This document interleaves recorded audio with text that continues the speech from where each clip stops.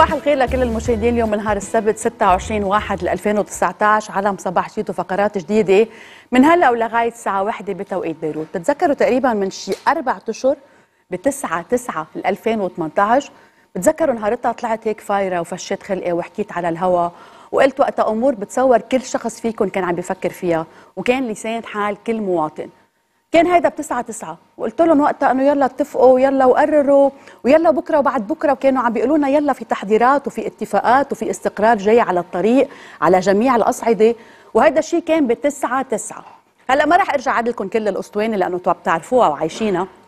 اللي حابب يشوفها اكيد في يشوفها على السوشيال ميديا تبعيتي على غيدا مجذوب او على مجذوب غيدا على الانستغرام، او حتى في يفوت على يوتيوب يحط بس غيدا مجذوب وتشوفوا انه انا حتى ما بقى فينا نتحمل او we cannot take it anymore، لحتى تقدروا تشوفوا انا كيف فشيت خلقكم وفشيت خلقي. بس هيدا الشيء فات من هون وظهر من هون، يمكن اوقات ما حتى ما فات، يمكن ما بنعرف. على كل الاحوال يعني يمكن ما فكروا. انا كنت عم بقول لهم انه يلا هيها قربت اخر السنه، انه يلا مش بقى حرزانه، كنا عم نقولها بالمزح. انا والله عم بقولها بالمزح كنت نهارتها بقربت اخر السنه وبلشت السنه وقرب يخلص اول شهر بالسنه. ما بعرف انا كنت قصده وقتها اخر السنه 2018 مش 2019.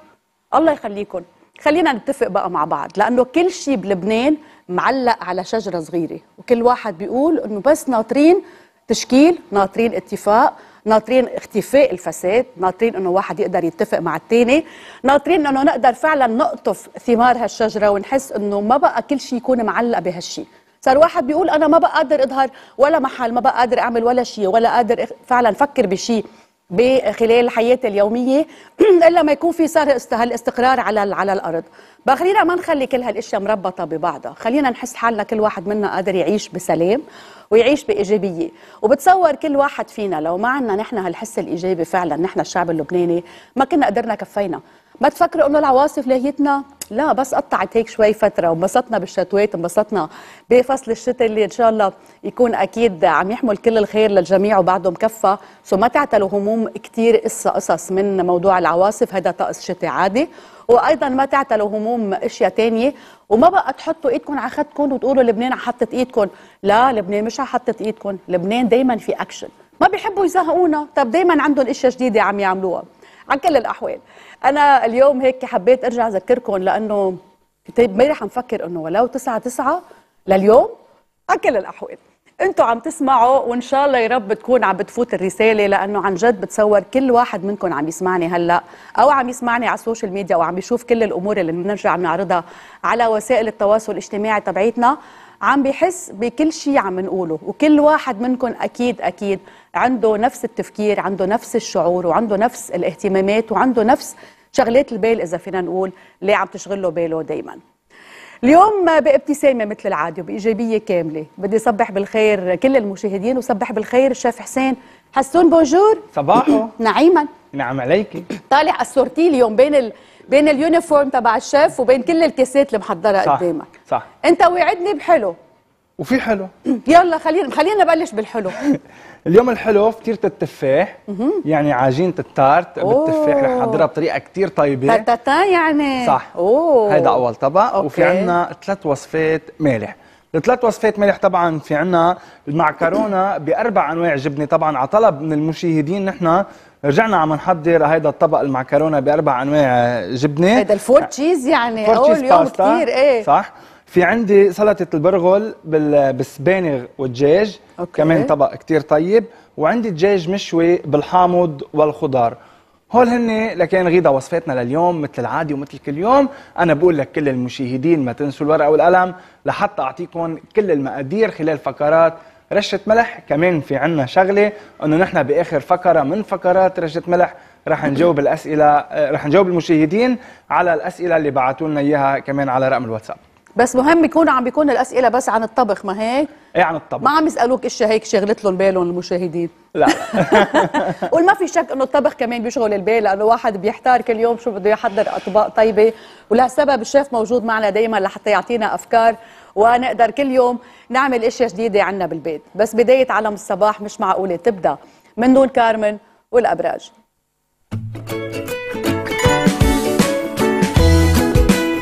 صباحكم الخير. اليوم السبت 26 كانون الثاني يناير. اليوم القمر مرافقنا بعده لليوم الثاني على التوالي برج الميزان الهوائي، وباقي لبكره الصبح الساعه 9:30 صباحا بتوقيت بيروت. فالاجواء بعدها حلوه للابراج الهوائيه، الميزان ايضا مواليد برج الدلو وكذلك مواليد برج الجوزاء. كيف رح بيكون هالنهار؟ نبلش مع برج الحمل. مولود برج الحمل الجو اليوم دقيق، بمعنى انه اكترية الناس اليوم مفرسين، ما كتير في ناس عندها شغل، وبالتالي اليوم اكتر شيء معقول تصطدموا مع حدا يمكن هن افراد العائله. فحاولوا بهيدا النهار يمرق هيدا النهار بشويه سهوله برواق، وحاولوا انه انتم تطولوا بالكم على غيركم وتحاولوا تحافظوا على هالمزاجيه الرايقه. بشكل خاص انتبهوا من السرعه، مواليد 6 ل 8 نيسان ابريل. بنتقل لبرج الثور. مولود برج الثور نهارك طويل، نهار طويل ومكمل هيك لبكره، وحتى بكره كمان في بعض الامور يلي بترجع بتقلب شوي مش كتير لإلك، وبالتالي اليوم ما بدنا نخلق اليوم مشكل لحتى بكره تصير من الحبه بتقول بصير قبه. فاليوم بدنا نتجنب المشاكل، اليوم بدنا نروقها، اليوم رواق كامل، حتى لو عندنا شغل بدنا نشتغله ونحن مبسوطين. بتبقى الاكثر حظا نسبيا لانه في عندهم تاثيرات حلوه من زحل ومن بلوتو ما فينا ننكرها، 4 5 12 و13 ايار مايو. كمل مع برج الجوزاء. مولود برج الجوزاء بعده من الابراج القويه جدا، مولود برج الجوزاء ما حدا في ينكر انه انت اليوم شخص فينا نقول محظوظ. الظروف عندك حلوه، يعني بتمشي بتشوفها ماشي منها لحالها بشكل تلقائي عم تزبط الامور. اليوم مولود برج الجوزاء شخص فعلا بتزبط معك، بتنقش معك على كل الاصعده وشو ما كان عمرك. الاكثر حظا 26 ل 28 ايار مايو. طبعا كلكم محظوظين بشكل خاص 26 ل 28 ايار. بنتقل لبرج السرطان. مولود برج السرطان اذا في شيء بدك تحكي عنه واذا في شيء بدك تعمله بدك كل التصرف الاسلوب بده يكون هادئ ورايق من دون ما حدا يزعل منك. حتى لو انت زعلت من حدا ما تاخذ الامور بشكل عاطفي، بدك تشغل عقلك اكثر اليوم. طبعا في متابعه لامور يمكن حدا او مساله عائليه هي اليوم يلي مكركبه نهارك. هذا الجو مكمل لبكره الصبح 9:30 صباحا توقيت بيروت. تبقى المواليد اللي عندها شويه حظ اكثر من غيرها 6 و7 تموز يوليو. كمل مع برج الاسد.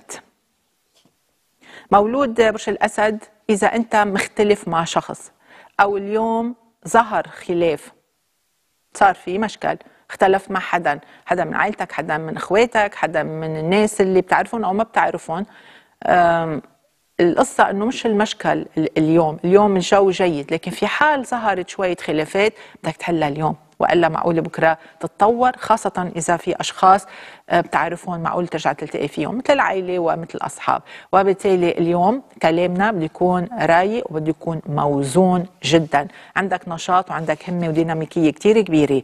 انتبه ما تعادي الناس 28 29 تموز يوليو. ننتقل لبرج العذراء.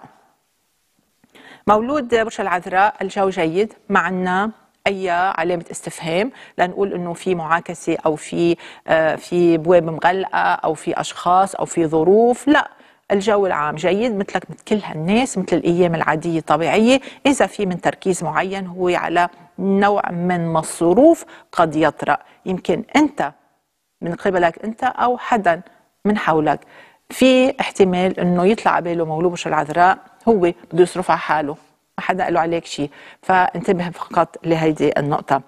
الأكثر حظا 7 8 14 15 أيلول. ليش دايما عم بذكر هالمواليد؟ لأنه في عندهم تأثيرات سبيسيال وحلوة من زحل ومن بلوتو. بنتقل لبرج الميزان. مولود برج الميزان ما في شيء ناقصك، ما ناقصك شيء، لا همة ولا حظ ولا ظرف ولا حتى جمعة، كل شيء اليوم ظابط عندك. مولود برج الميزان هو من الأشخاص يلي بيقدر يشيل ويحط، يغربل الأوراق والظروف أيضا. اليوم مفروض يكون نهار ممتاز لجميع مواليد برج الميزان، فما لازم ننزعلهم هالبهجة وهالسعادة يلي موجودة عندها اليوم مولود برج الميزان. كما أنه مولود برج الميزان لازم تنقل هالجو الإيجابي لكل الناس من حولك. انتظر الجديد، الكثير من الاشياء الجديده. الاكثر حظا مواليد 29 30 سبتمبر. بكمل مع برج العقرب. مولود برج العقرب للساعة 9:30 صباحا بكرة بتوقيت بيروت ليوصل القمر لبرجك، بدك تعمل حساب من هلأ لوقتها تقريبا عندك 24 ساعة. الأجواء ماشي، ما في أجواء، كله هادي وراكد وساكن، ما في شيء. بدك تنتبه لصحتك لنفسيتك، ما تلوم حدا إذا صار في من غلط، إذا في من مشكل، إذا صار في من التباس. حط الحق على الوقت، على نوعية الوقت، مش على الشخص يلي عم بيخدمك أو عم بيساعدك أو يلي أنت عم تتعاون معه، لأنه احتمال اليوم يصير فيه كتير من البلبلة أو يصير في فوضى أو التباسات. انتبه وين عم تحط أغراضك. أيضا الأكثر تعبان مواليد نوفمبر. بنتقل لبرج القوس. مولود برج القوس استفيد من هالنهار يلي فعلا هو نهار ديناميكي، ما في شيء اليوم ما بيتحرك عندك، الفكرة اللي انت بتطرحها بيمشي، بتنطلق فيها. الجو حلو، الجو فيه بسط، الجو فيه مرح، الجو فيه نوع من سعادة انت مبسوط فيها. اليوم مولود برج القوس يبحث عن الناس، مش بيختفي. اليوم مولود برج القوس ما عنده مانع يكون موجود في أجواء صاخبة أو في أجواء فيها ناس عجقة، أو يكون عم بيتواصل مع الناس. الجو ممتاز أيضا لحتى تطلب مساعدة أو تطلب خدمة أو تأييد. الأكثر حظا 8 9 10 13 14 ديسمبر. كمل مع برج الجدي. مولود برج الجدي انت أدى وقدود، ما بينخاف على مولود برج الجدي حتى ولو مزعوج. مولود برج الجدي عندك بعض المخاوف، عندك بعض علامات الاستفهام، هذا شيء صحيح، لكن ما فيك شو بتعمل؟ ترجع لورا؟ ما فيك ترجع لورا، التقدم هو المطلوب منك. على الأقل محافظة على موقعك. هنالك اليوم نوع من ضوء مسلط عليك، أو أنت تنطرح قدامك فكرة، أو أنت بينك وبين حالك بتتذكر شيء وبتقعد بتفوكس على مسألة معينة، بتعمل فيكساسيون على مسألة وبتضلك عليها، يمكن تزعجك شوي. مطلوب منك أنه تخفف شوي الهم، لأنه بكرة الأجواء أفضل. الأنشط نسبيا 18 و 19 كانون الثاني يناير. تكمل مع برج الدلو. مولود برج الدلو الجو اليوم ممتاز. مولود برج الدلو اليوم بيخترع أمور كتيرة، بيخترع قوانين جديدة، يسن قوانين جديدة بيطرحها على حاله على غيره. اليوم مولود برج الدلو بيطلع على باله يعمل ثورة جديدة، مش بالضرورة تكون ثورة سلبية، ثورة جديدة فيها تكون بحياته اليومية وبحياته المهنية والاجتماعية. أجواء رائعة بترافقك اليوم، لكن تذكر أنه مش كل يوم مثل اليوم، بكرة الأجواء مختلفة.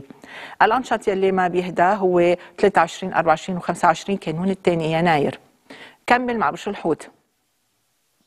مولود برج الحوت بعدك موجود بهالغيمة يلي ما عم تقدر تطلع منها، صار لك 4 أيام أو يمكن حتى من التنين الماضي.